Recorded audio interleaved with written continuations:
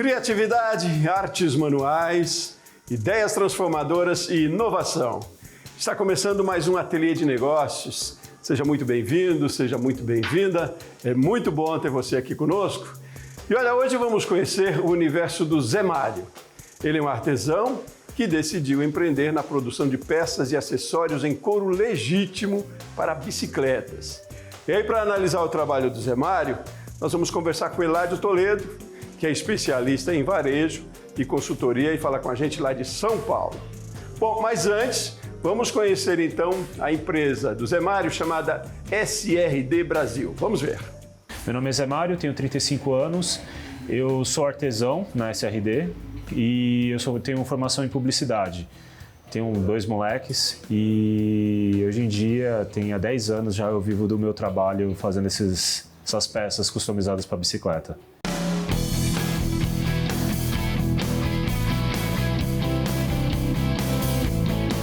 Hoje em dia eu uso uma versão contraída que é a SRD Brasil, por algumas questões até para poder, que às vezes eu vendo para o exterior e tal, acho legal ter essa referência de Brasil, mas SRD é de sem raça definida, que é relacionado aos cachorros mesmo de rua, que quando você está pedalando dá aquela carreira na gente enquanto pedala e tal. Então eu achei uma referência legal para poder atrelar a marca, assim, que é uma coisa mais, que é um negócio que o ciclista passa assim ali no dia a dia, entendeu? Então eu fiz essa brincadeira com o cachorrinho, o logotipo é um cachorrinho fazendo xixi e tal, então o nome foi por essa origem.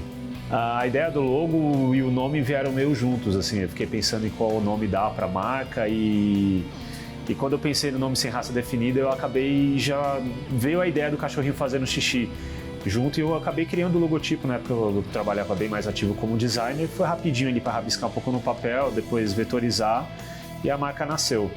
Com o tempo eu tive uma segunda versão de logo, que é com um elo de corrente em cima, foi uma época de sociedade que eu tive. E eu não ainda totalmente tirei ele de cena, mas ainda eu uso ele bastante, mas o original, o que eu vou continuar usando é o do cachorrinho fazendo xixi.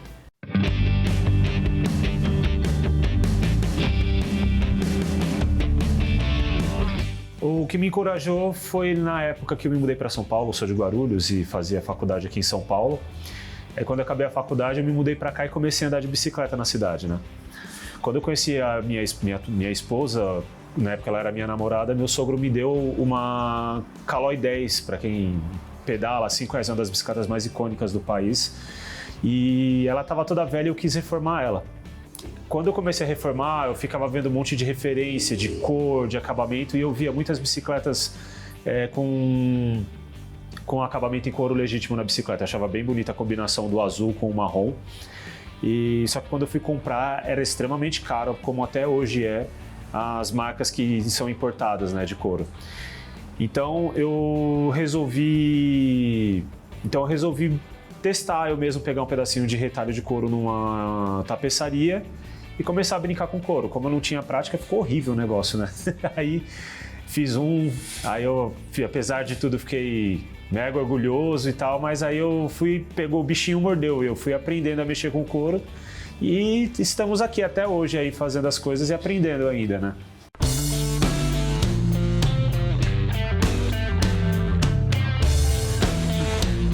Eu acredito que a marca ela só foi viável criar por conta da minha formação de publicidade, porque muita coisa facilitou o entendimento de como abrir um perfil legal de rede social, como fotografar produto, criar a marca.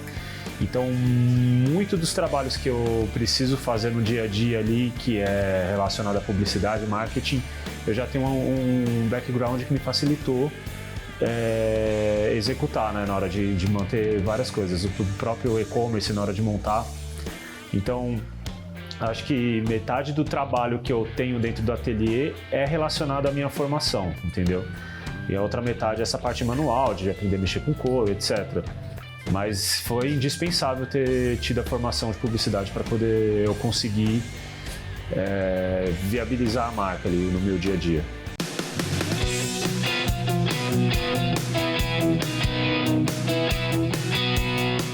interesse por trabalho manual, ele, acho que na realidade sempre fez parte da minha vida, né? Eu cresci dentro de oficina automotiva com meu pai, meu irmão posteriormente, eles trabalham com funilaria, pintura, mecânica, então desde pequeno eu já mexia também com bicicleta, mas não por trabalho, né? Moleque, eu vivia na rua andando de bicicleta com meus amigos e bagunçando por aí com bike, então eu mesmo montava minhas bicicletas, eu ficava dentro da oficina enchendo o saco do meu pai para ele pintar o quadro da bicicleta da cor que eu queria.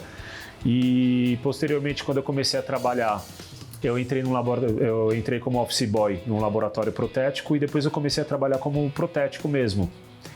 Porque eu tinha uma certa aptidão manual e o meu ex-patrão ele percebeu isso e começou a me treinar. Eu trabalhei por 4 anos nesse laboratório, no qual também me deu bagagem para poder ter aptidão manual, né? Que isso é treinável, você repetir, trabalhar. Então, quando chegou para eu começar a brincar com couro, começar a brincar com essas coisas de bike, eu já tinha todos essas vivências anteriores que me trouxeram certas aptidões para poder trabalhar no dia a dia.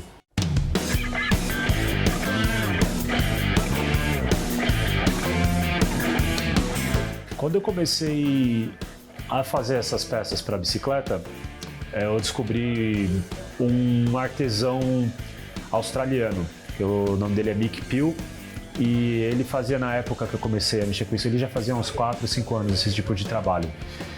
E eu fiquei maravilhado, muito bem feito o trabalho dele, extremamente refinado.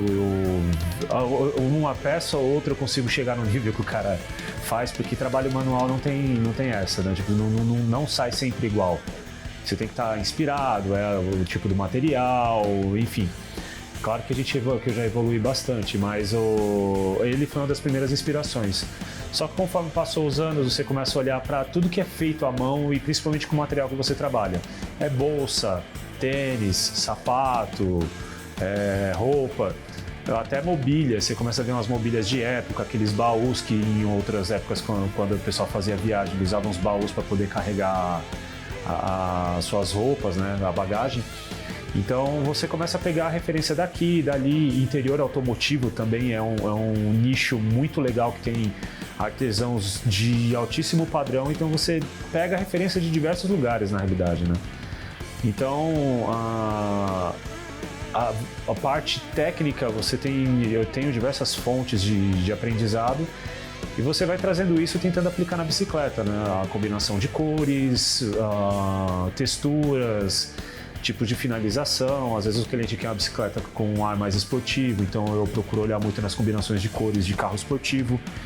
Ou às vezes o cara quer uma bicicleta mais vintage, eu procuro olhar a referência de bicicletas de época, como que elas ficam depois que o pessoal restaura, ou até como que ela é assim com o tempo de uso. Então você dá a textura, deixa ela mais rústico, o acabamento do couro, né? Então a inspiração ela vem de diversos lugares.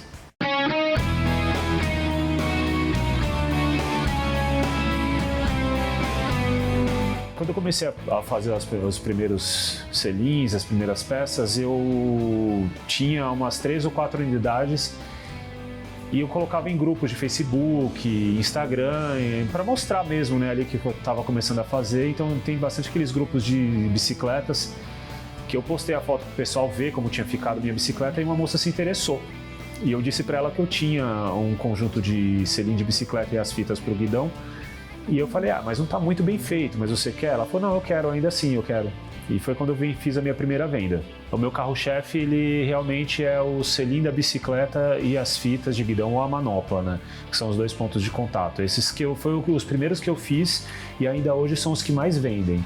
A fita de guidão é um tipo de produto que vende mais porque ela tem um desgaste maior, então o ciclista acaba repondo a fita de guidão antes do que o selim. Então, às vezes, e ela é uma peça mais barata, né? Então acaba saindo mais, mas os 2 que eu mais vendo são o selim e a fita de guidão.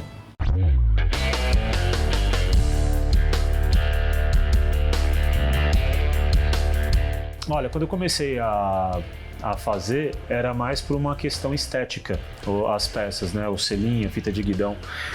E conforme eu fui aprendendo, estudando, você vai testando, você vai entendendo que faz com que o produto seja mais funcional, mais duradouro. Então rolou uma evolução. eu comecei a entender muito sobre os formatos de selins, para que cada, assim, para quem não entende, o selim da bicicleta ele meio que é um dos 3 pontos de apoio da bicicleta, né? Que é o banco da bicicleta, que é o selim, aonde que você segura ali no guidão, e os pedais. Então eu sou responsável na bicicleta por 2 dos 3 pontos de contato. Então você começa a entender a profundidade que isso daí tem. Eu comecei a saber que um modelo de selim não serve para todo mundo, cada um precisa de um próprio.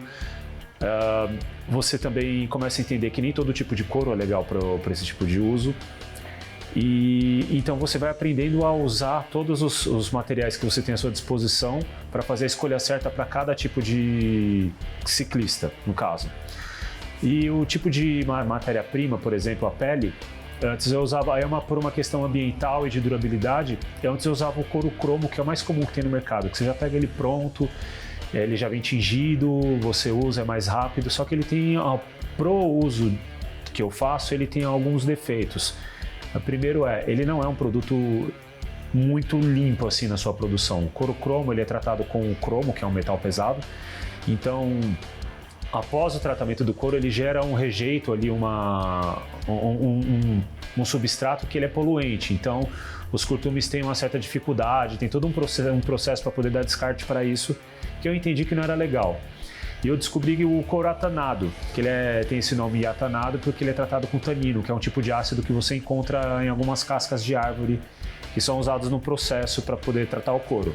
Esse mesmo ácido também encontra no vinho. Você vê muito pessoal falando, o vinho tem os taninos, que quando, para quem é sommelier, os caras falam muito sobre isso, né? Então eu passei a usar só esse tipo de couro, que é o couro atanado. Ele é cru, então eu consigo tingir do jeito que eu quero, ele me dá mais liberdade, a parte artística do negócio me dá mais liberdade para eu poder fazer o que eu quiser. E ele permite manutenção. Por que eu falo que ele acaba sendo mais durável, o couro acaba sendo mais durável desse tipo? Enquanto você pega um material sintético, base de petróleo e de plástico, ele estragou, você não consegue recondicionar ele. Já o couro, você pode usar ele pode ficar feio, desbotado, mas você pode recondicionar ele, refazer o tingimento, reaplicar óleo, cera e ele volta a ficar com a cara de novo, entende? Então, com o passar do tempo, eu fui aprendendo essas nuances de materiais, de tipo de peça, para poder conseguir entregar para o ciclista as melhores escolhas feitas para ele.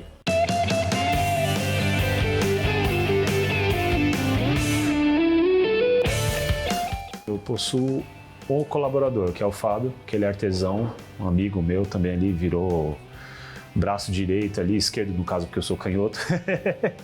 E ele está há 5 anos comigo.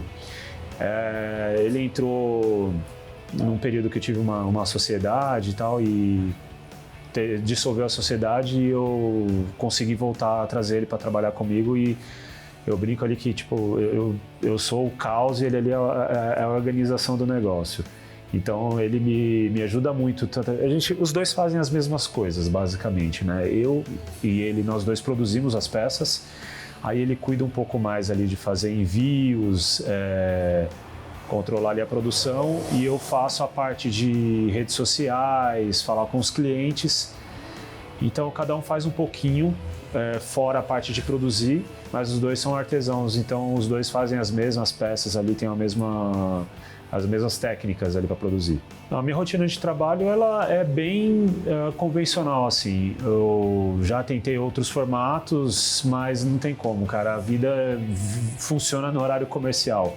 Então eu trabalho das 9 até as 17h30, de segunda a sexta. E sábado eu venho às vezes também na parte da manhã para poder complementar algum trabalho, atender algum cliente que não consegue vir de semana. Mas o horário de trabalho acaba sendo bem convencional por diversos fatores. Fornecedor, os clientes, tem que postar coisa no correio e etc. Então tudo funciona ali no horário comercial e é o horário que a gente trabalha.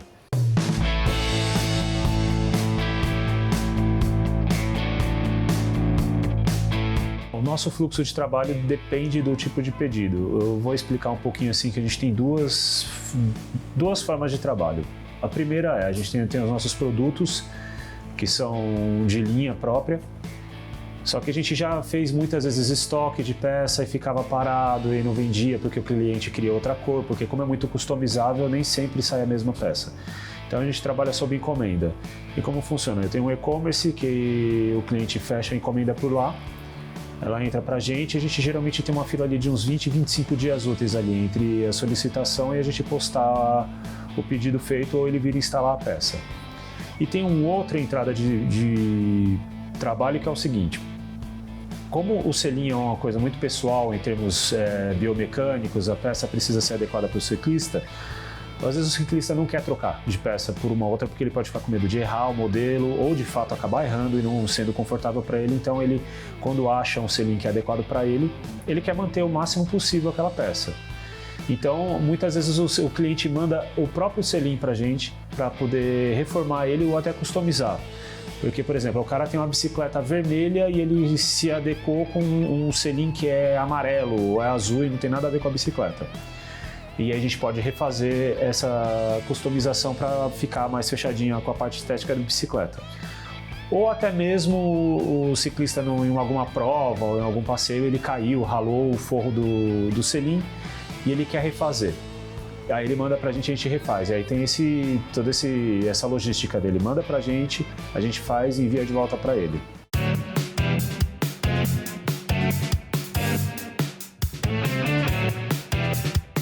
Quando a gente faz uma peça, feita uma por uma, né? Cada peça é única.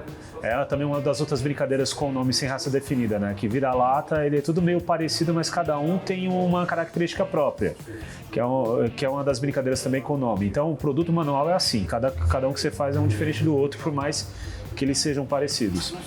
A gente sempre quer agradar o cliente, né? Que é sempre o melhor, mas às vezes acontece de a gente fazer uma peça que o cliente não gostou, não ficou do jeito que ele queria, então a gente refaz. Isso nunca foi um problema. A gente procura, claro que nem sempre a gente vence, às vezes atende o cliente não é do jeito que ele quer, acaba não sendo do jeito que ele gostaria que ficasse, que ele planejou, mas é muito, muito raro de não ter uma aceitação legal da peça. E então a gente sempre faz procurando tendo as melhores expectativas para o cliente, né? Mas na média a gente consegue atender super bem assim as expectativas, muitas vezes a gente supera, porque por mais que a gente faça fotos, nem sempre a foto acaba traduzindo o que é você pegar uma peça feita à mão assim e você vê ela de perto, que acaba trazendo uma outra sensação, né? E muitas vezes é o cliente pegando na mão uma idealização dele, que ele teve na cabeça dele, e quando ele pega aquele produto feito, ele vê como que ficou a ideia dele, então acaba sendo muito satisfatório, né? Então, assim, na média a gente tem uma boa aceitação assim, dos nossos produtos.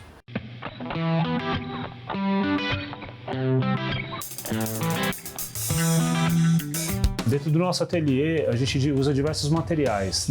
Na realidade, não é só couro, né? Eu falei muito do couro ali como material base, porque é o que a gente mais usa.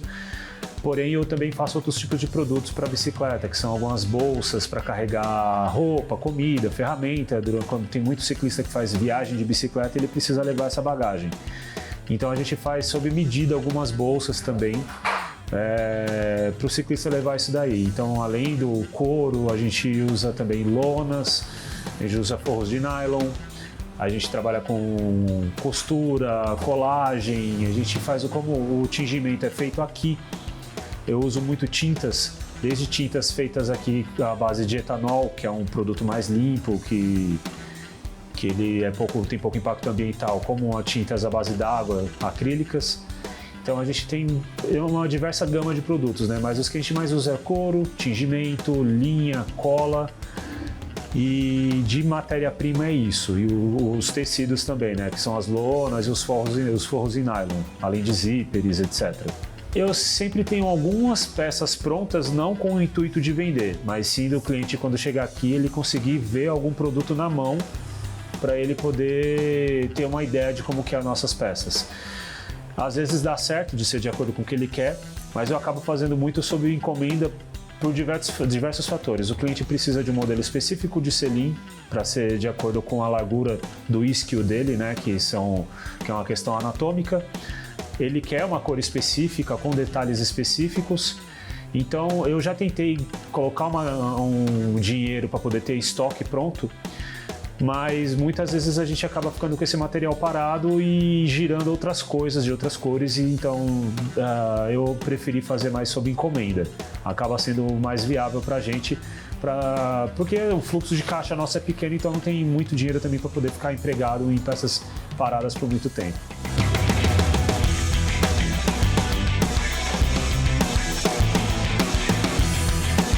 Bacana a história do Zé Mário, né? A gente consegue ou segue explorando ainda depois do intervalo. O Zé vai dar um exemplo de como ele desenvolve o trabalho dentro do ateliê. É um instantinho só.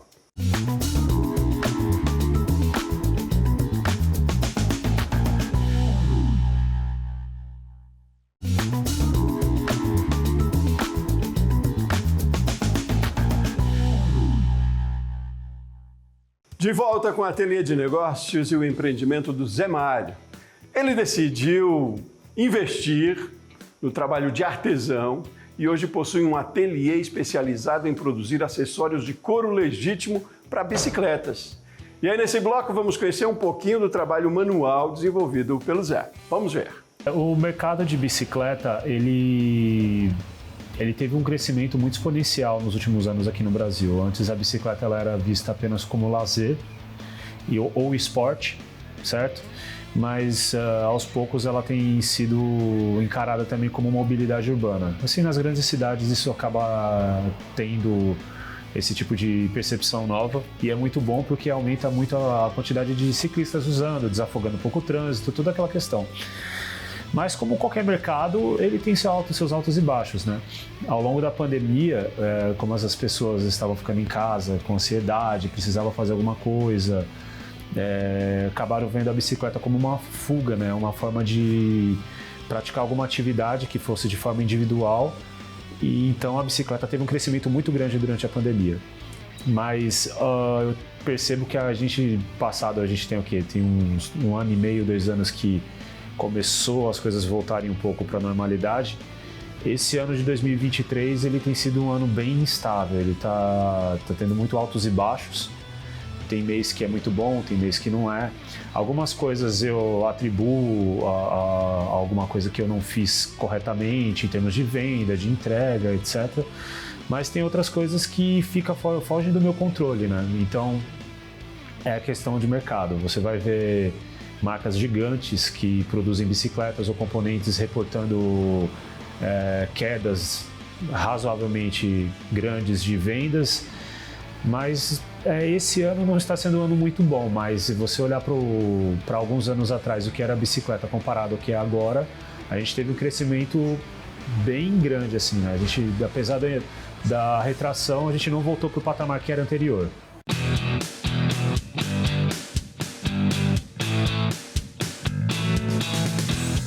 A marca começou de uma forma bem conturbada, porque eu trabalhava em agência de publicidade e aí eu já fazia como hobby minhas peças, e de uma dessas demissões que esse mercado tem, que você entra, sai com uma certa agilidade, eu resolvi só mexer com isso, né? Foi a coisa mais mal planejada da minha vida, porque eu não tinha um pé de meia para poder investir, nem poder aguentar alguns meses de trabalho ali sem ter muita remuneração. Mas sim, já fazem uns bons anos ali, uns 7 anos que eu não faço nenhum tipo de freelance fora as minhas atividades com o ateliê.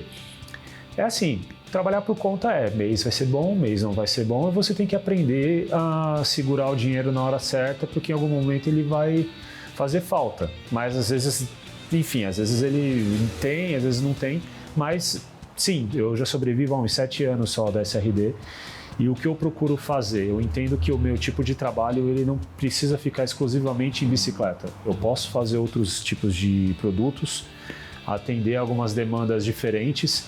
Então, quando eu vejo que a bicicleta está meio difícil, como agora é o momento atual, eu acabo abrindo o meu tempo para poder fazer outros tipos de coisas. Às vezes tem um cliente que quer uma cadeira, uma poltrona personalizada em couro, eu executo.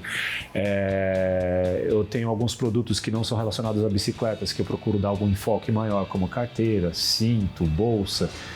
Então, eu desenvolvi um portfólio de peças que às vezes eu contingencio alguns para poder eles não ficarem, para eles suprirem o que eu não estou vendendo com o outro, entendeu? Mas é isso, trabalhar por conta você tem esses altos e baixos mesmo.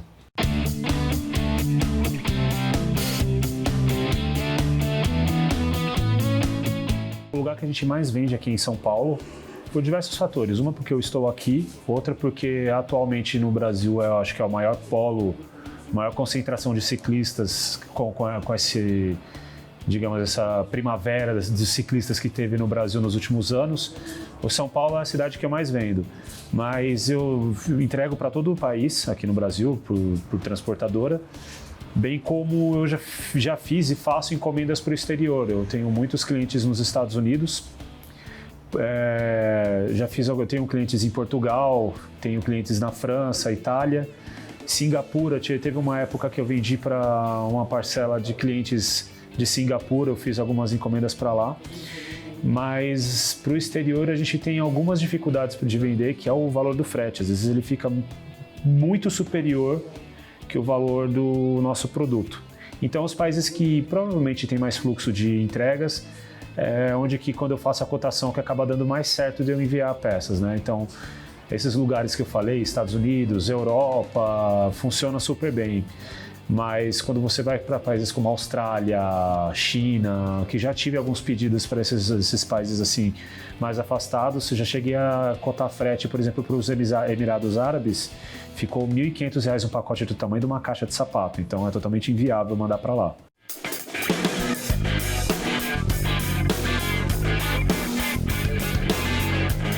Nossas redes sociais, elas fazem muito parte do nosso dia a dia ali de trabalho. Eu tenho os posts dos produtos para o pessoal ver o que a gente tem feito, mas eu não tenho um cronograma de postagem muito definido. Vai de acordo com que alguma oportunidade de alguma coisa legal de mostrar, algo de bastidores, ou a gente fez algum projeto legal, está entregando um projeto legal e a gente acaba mostrando no nosso dia a dia.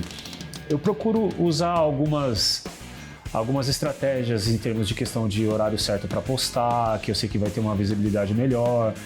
Você tem algumas técnicas para poder atender ao temido algoritmo, né? Que hoje em dia você tem esses pormenores que você tem que dar atenção antes de fazer algum post para poder ele ter uma maior entrega. Mas eu não crio um planejamento, um cronograma, ele vai muito de acordo com o fluxo de trabalho que a gente tem aqui no ateliê. Mas eu sempre procuro manter todas as frentes de conteúdo, que é foto, vídeo, histórias do dia a dia. Então, eu não crio cronograma, mas eu procuro atender todas as demandas que as redes sociais acabam solicitando, né, para poder fazer com que a entrega do nosso conteúdo tenha uma qualidade boa.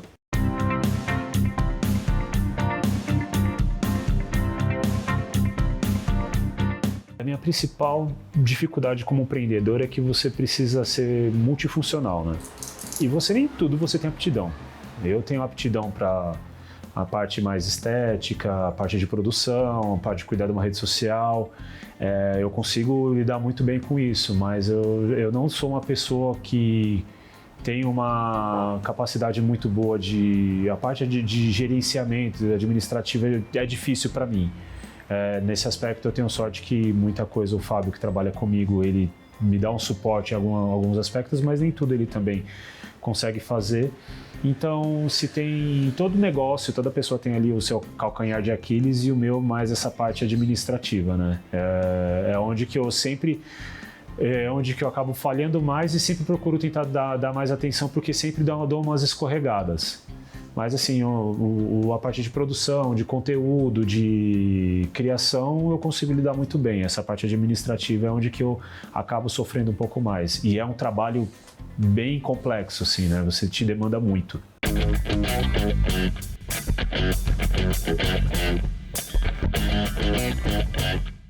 Diversas vezes eu já pensei, chegou a hora de fechar e fazer outra coisa da vida, seguir em frente.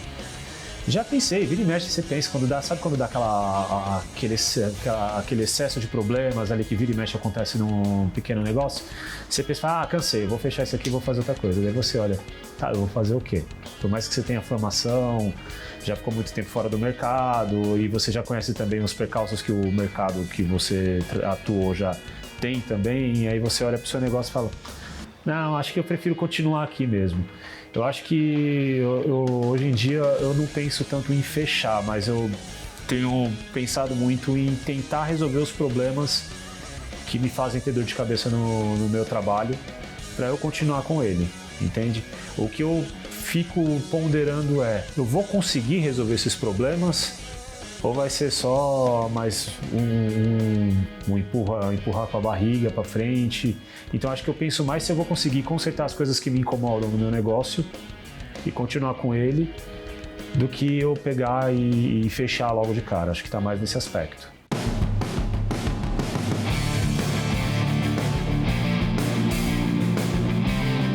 A SRD acaba fazendo parte da minha identidade hoje em dia, entendeu? Eu acho muito engraçado que quando eu falo que faz parte da identidade, o pessoal já nem liga mais quando vê minhas mãos assim, que é coisa do dia a dia, por mais às vezes eu uso luva, às vezes roupa, eu sou péssimo em poder usar roupa certa para trabalho e roupa para sair, vira e mexe, tem uma manchinha, não sei o que, eu vivo levando o xingo da esposa, mas a SRD faz muito parte de quem eu sou, assim, apesar de ser uma marca e eu procurar, você tem que dar uma separada do que é pessoal e o que é de marca, mas ela faz muito parte da minha identidade, do que eu acredito, do que eu procuro fazer. Os meus amigos, meu círculo de amizade, ele foi todo construído em torno do que eu fiz com o meu trabalho, né? Aqui, eu tenho amigos aqui, no próprio espaço aqui que a gente está, eu divido espaço com pessoas incríveis aqui, que são as meninas da loja, eu fico com o meu ateliê na parte de cima, e ao longo da vida eu criei muita amizade por conta do meu trabalho. Então a SRD acabou muito misturado com o pessoal, entendeu?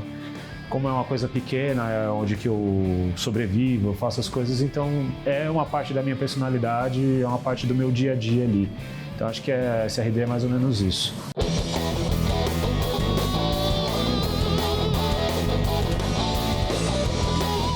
Para você iniciar um empreendimento nesse ramo,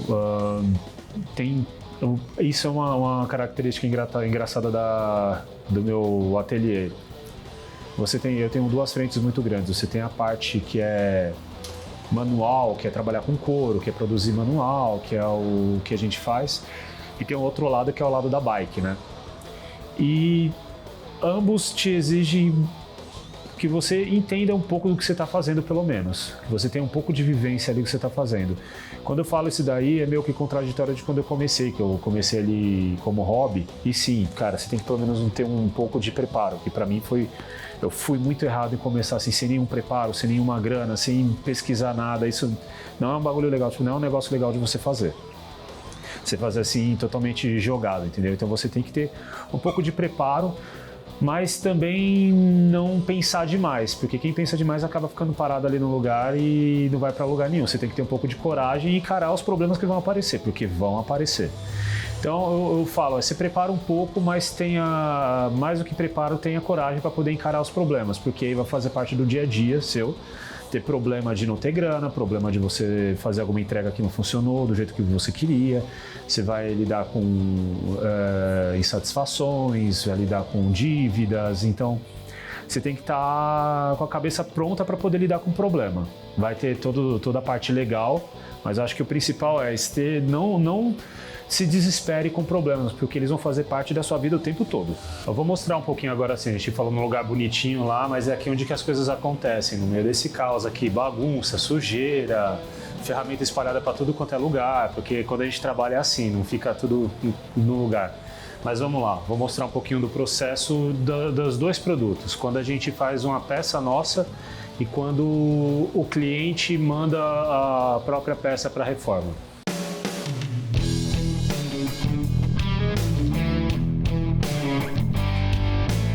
Esse daqui é um dos nossos modelos de selim. Esse daqui é um selim de teste que a gente usa para o pessoal andar nele e ver se é adequado para o uso e tal. Então por isso que ele tem um logo grandão aqui.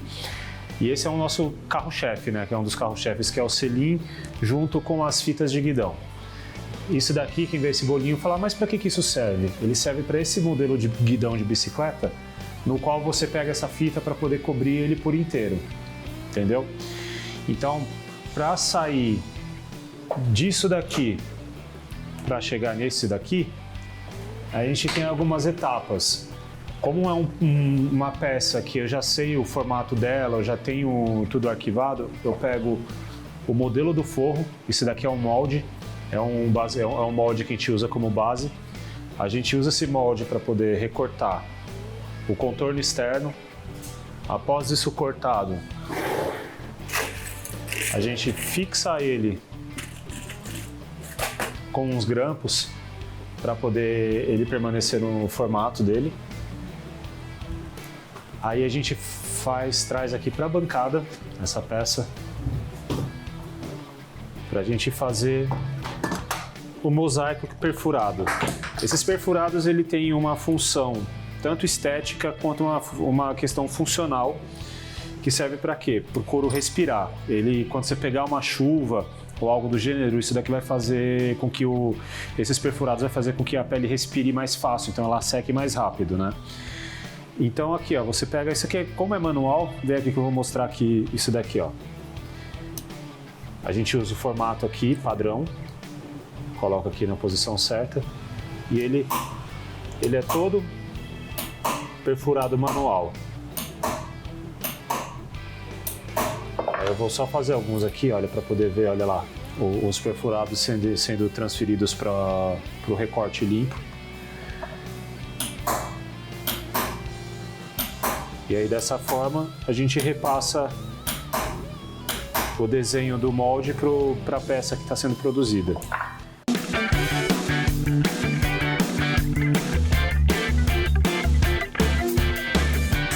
Eu mostrei um pouco do processo quando é feito manual, que é o que a gente geralmente usa, porque para poder usar maquinário demanda um certo volume que só se justifica usar quando a gente vai fazer uma certa quantidade para cima.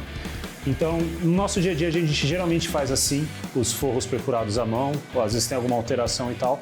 Mas, por exemplo, quando eu vou fazer uma peça em série, como esse modelo, por exemplo, esse modelo eu já fiz em grandes quantidades dele. Então, eu pedi para uma metalúrgica preparar essa faca. É uma faca de corte que ela já tem todos os vazadores de todos os furos soldados no lugar. E o corte da camada de baixo, que é esse daqui, que um encaixa no outro. Ele é dessa forma. Então, quando ele perfura, ele já sai por batida de máquina, ele já sai o forro inteiro. Então, me agiliza o processo para fazer um selim inteiro muito mais rápido. O tempo que eu levo para perfurar na mão uma peça dessa daqui, que é uns 10 minutos, eu faço 100 peças, se for necessário. Mas aí não justifica sempre usar essa máquina, então ela só é acionada quando é necessário.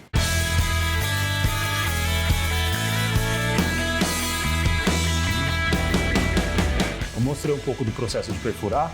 Depois que a gente perfura a pele, a gente pega qual é a cor que o cliente gostaria do acabamento e a gente usa para isso tintas à base de álcool. Isso daqui é o álcool etanol que a gente usa para colocar no carro, misturado com anilina, que é um pigmento natural, que é usado tanto para poder tingir madeira quanto couro, certo? Após a gente perfurar, a gente faz o tingimento, que é a mão com pincel ou com um pano, e aí ele fica com a pele já no tom que quer. E após esse daqui é feito o tratamento com alguns óleos. A gente geralmente usa óleo de amêndoas para poder hidratar o couro, porque como o álcool ele resseca, ele deixa a pele muito dura e pode rasgar. Então a gente hidrata ele com óleo e depois passa uma resina à base d'água para poder impermeabilizar o couro. Então ele sai do couro cru, perfurado, depois de perfurado é tingido, depois de tingido é tratado e aí após isso a gente aplica o forro na peça crua, que só está com a espuma exposta no caso, né? Essas são as etapas básicas para produzir uma peça nossa.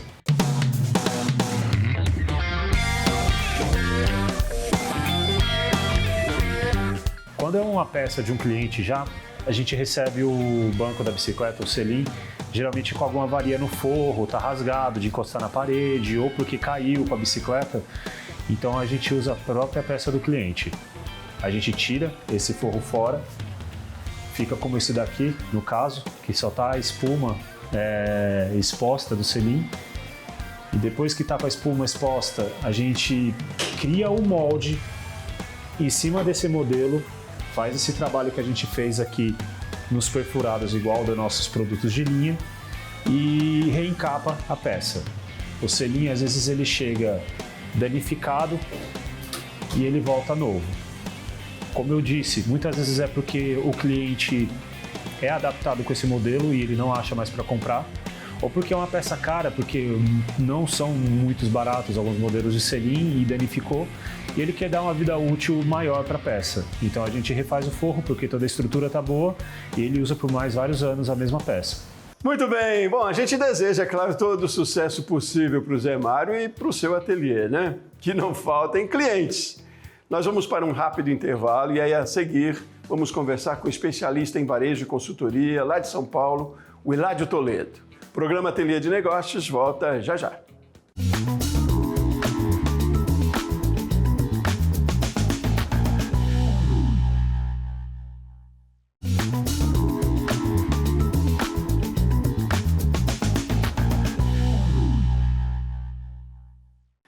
A Ateliê de Negócios está de volta. Mais uma vez digo, seja muito bem-vindo, muito bem-vinda. É muito bom ter você aqui na nossa companhia.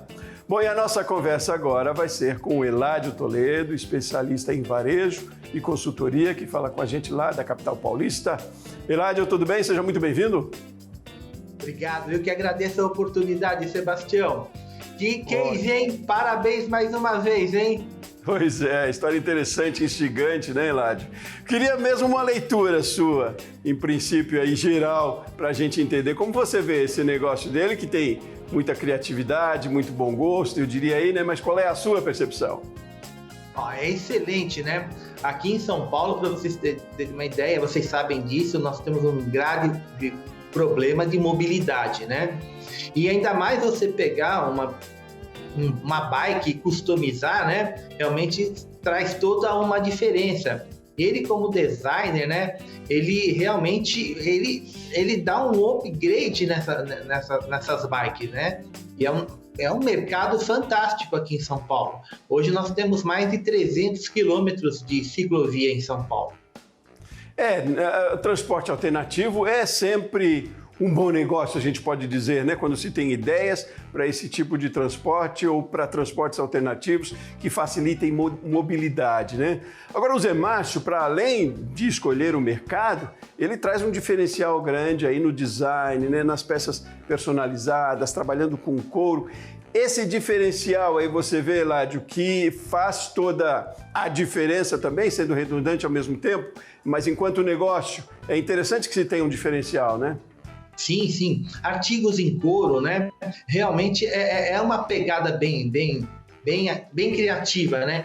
E as cores, né? Essa jogada de cores que ele faz, realmente diferencia. Isso que faz uma diferença no mercado, né? É você diferenciar um produto e realmente ele tem um bom gosto, né? E uma outra coisa, ele dá um toque dele, né? Bem diferenciado do mercado. Pois é, Hiládio, ele veio da publicidade, né? E tem o conhecimento de publicidade, eu diria até de marketing, né? No relacionamento com clientes, na expansão do mercado. Mas eu digo, para além desse potencial que ele tem como artesão, empresário, de trabalhar com produtos de altíssima qualidade, com design diferente, o que conta hoje no mercado também, e aí trazendo para a divulgação do produto, por onde ele ainda pode explorar e se tornar um outro diferencial no negócio dele? Ele já está fazendo isso, né? Ele está nessa parte de e-commerce, né? E-commerce hoje está tudo na palma da mão, né? Então, ele, por ser um publicitário, né, um designer, realmente ele está fazendo toda a diferença e essa divulgação vai fazer com que ele cresça cada dia mais. Hiládio, o quanto é importante aí nesse tipo de projeto, que tem muito a identidade do dono ali no negócio, né? Mas o quanto é importante trazer uma equipe para junto, preparada, capacitada, engajada nesse mesmo propósito, no mesmo os valores da marca, por exemplo, e como se deve ter esse engajamento de uma equipe? Sim, ele tem um artesão que acompanha ele, né? Você sozinho é difícil, né? Ainda mais nessa parte operacional, né? Eu acho que ele atua, tenho certeza, ele atua mais na parte criativa e ele tem um braço operacional, né? E realmente isso faz toda uma diferença, né? Ele tem um tempo para criar e uma pessoa para ajudar ele na parte de execução. Agora, outra questão importante também, aí você falou do tempo, é o quanto o tempo é escasso e precioso no negócio, né? E imagino ele que trabalha muito com a criação, mas eu digo também para a questão da gestão do negócio. Qual é a preocupação que se tem que ter, o quanto é importante a gestão também bem feita para que esse negócio dê resultado. Sim, eu comento quando eu estou dando uma consultoria ou uma mentoria que realmente nós temos o Empretec, né? O Sebrae tem uma plataforma, né? Tem um curso chamado empreendedorismo, né? Que é muito importante você ter uma noção administrativa, financeira, né? E nós não podemos misturar a coisa pessoal da empresa, né? Nós temos que ter um prolabore e viver desse prolabore e fazer com que a empresa tenha os recursos dela, tenha o dinheiro dela para a sobrevivência dela. Agora, qual tem sido hoje, no pessoal que você da consultoria, que conhece, qual tem sido a maior dificuldade aí nos negócios, a maior demanda? Nessa questão administrativa mesmo, gestão do tempo, relação com o cliente? E qual deve ser o foco hoje dos negócios? Qual é a máxima do mercado? Então, a máxima do mercado é ele realmente empreender na coisa que ele tem vocação, que ele tenha prazer de fazer. Se é designer, ele se aperfeiçoe cada vez mais, né? Ele não é tão bom administrativamente, financeiramente, vai buscar um executivo ou um escritório de contabilidade para dar esse assessoramento dele. É aquilo que a gente sempre comenta, né? Onde você já é bom, você tem que ficar melhor. Não adianta você perder o seu tempo querendo ser um ótimo financeiro, um ótimo administrativo, um ótimo operacional. Não. Se dedique aonde você já tem uma vocação. Cada vez estude mais onde você já é bom para você ficar melhor ainda. Na verdade, o Zé Mário estuda lançar cursos online, né, sobre as técnicas que ele usa. E esse pode ser um bom caminho também, trabalhar com infoprodutos, com o conhecimento que tem. E aí, qual é a estratégia que deve ser para trabalhar, então, com o mercado digital, com o online? Olha, é fantástico essa vocação, esse aprendizado que ele teve. Ele vai fazer a filmagem dele e vai ajudar muitos empreendedores a seguir o exemplo dele, né?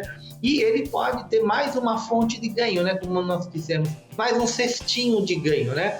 Ele colocando numa plataforma, fazendo a divulgação e fazendo com que outros empreendedores sigam o mesmo caminho de sucesso que é o dele, que é o do Snyder. Bom, o mercado é cada vez mais promissor, né? Você vê aí o mercado, como a gente abriu conversando sobre isso, o mercado de opções alternativas, inclusive para o transporte aí, mas acentuando um pouco mais o empenho que deve ter o empreendedor nesse tipo de mercado, né? Olhando a dor do consumidor. Aliás, foi a partir de uma dor que o Zé Márcio percebeu que podia ser um negócio, né? Mas olhando mais para essa dor, por onde começa ou como deve começar um negócio aí, ô Toledo? O exemplo do Zé Mário é elucidativo, né? É muito claro que com qualidade, com produto de qualidade, com empenho, se transforma uma ideia num grande negócio. Mas às vezes a gente não tem muito investimento, né? Você diria que para um negócio começar, tendo uma boa ideia, é mais essa iniciativa de buscar o conhecimento, de colocar em prática? Como é que se começa isso se a gente tem pouco investimento, hein, Eládio? Nós temos uma frase, resiliência, né? Realmente, recursos, nós não temos um patrocinador, às vezes um tio patrocinador. Então, é resiliência, é você iniciar. O bom é inimigo do ótimo. Tem que iniciar, vão ter dificuldades, essas dificuldades vão criando cada vez mais musculatura para o crescimento. Então, é um dia de cada vez e acreditar no sonho e sempre avançando. Agora é importante a gente lembrar que sempre que é importante a formalização, né? Quando se começa na porta de entrada dos negócios, como a gente diz, como o MEI, por exemplo, né? Que não é mais o caso do Zé Mário, mas quando se começa, a formalização é importante porque ela abre também portas, né, para acesso a crédito, para direitos também, né? Queria que você me falasse um pouco disso, assim, do quanto o negócio começa mesmo a dar certo ou começa mesmo a escalar a partir da formalização. Ela é muito importante, né? Porque uma ideia pode ser bem colocada, né, colocada em prática, mas se a gente não tiver a regularização, ela pode se perder também no começo já, né Eladio? Sim, é fundamental. Hoje, Sebastião, você foi muito preciso nisso. É muito importante você ter um MEI, né? Um MEI você já tem alguma segurança, né? De uma aposentadoria, algum acidente que possa acontecer com você.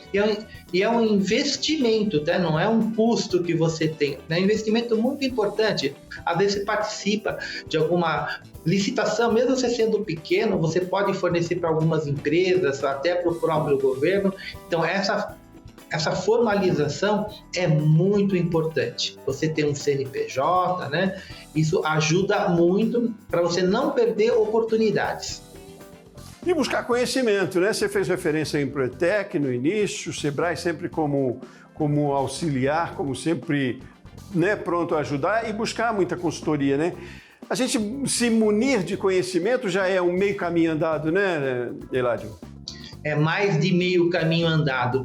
Aproveitar essas oportunidades. O Sebrae tem vários cursos, feiras dos segmentos, né? Você tem hoje uma mídia que você pode consultar, né?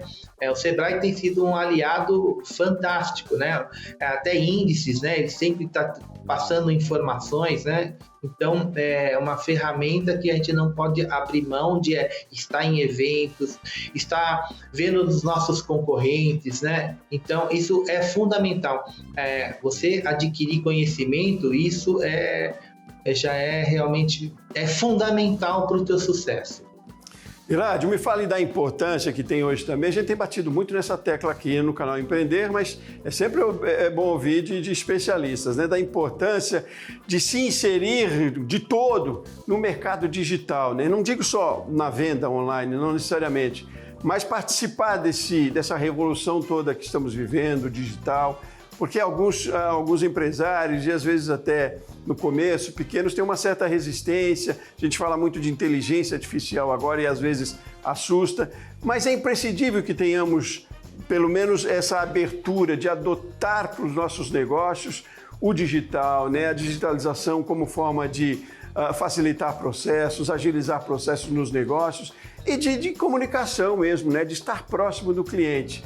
Me diga isso enquanto consultor mesmo, você tem visto como é que o mercado tem agido com o mundo digital e do quanto isso hoje é uma ferramenta, é um ativo forte para os negócios? Olha, é fundamental. Inclusive, a inteligência artificial não é para ter medo, né? É para se aprender, para se aprofundar. Realmente está trazendo muita agilidade nos processos, muitas coisas que realmente vai fazer toda a diferença. Não tenha medo do novo. Procure se especializar, procure fazer cursos. Realmente é fundamental hoje você ir para uma estrutura digital. Tá certo, está dado o recado. Eladio Toledo, especialista em varejo, consultoria. Muito obrigado pela sua participação, pela sua contribuição, sempre aqui no Ateliê de Negócios hoje. Foi um prazer tê-lo aqui conosco, Eladio. Prazer é todo meu. Obrigado, parabéns pela sua equipe. Eu quero desejar um feliz 2024 para todos. Empreender é o que realmente o nosso país já faz a diferença e vai fazer cada vez mais. Sucesso a todos e obrigado mais uma vez pela oportunidade e parabéns pelo programa e toda a equipe de suporte. Ótimo, muito obrigado a você, Eladio, e muito obrigado a você de casa que acompanhou o Ateliê de Negócios com a gente hoje aqui. Voltamos no próximo programa. Forte abraço e até mais.